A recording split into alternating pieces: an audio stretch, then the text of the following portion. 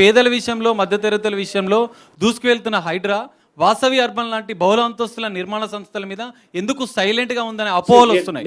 ఏం clarity sir? నేను అనేది ఐ డోంట్ వాంట్, అదే నేను చెప్పేది, ఇండివిజువల్ ప్రాజెక్ట్స్ మీద నేను కామెంట్ చేయను.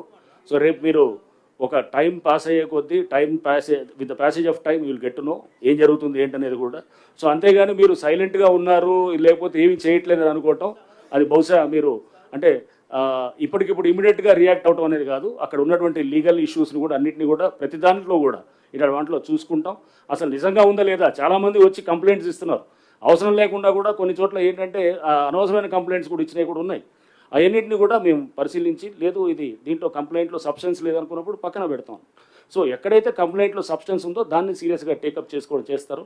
సంబంధిత ఏజెన్సీస్ అందరి కోఆపరేషన్ తోటి, అందరి కోఆర్డినేషన్ తోటి, వాళ్ళందరితోటి కలిసి పనిచేస్తూ మేము దానికి ఒక ఫినాలిటీ అనేది ఇవ్వడానికి ఇప్పుడు ఉన్నటువంటి దీంట్లో హైడ్రా యొక్క ఏదైతే కనుక చేస్తుందో దాని కింద చేస్తాము.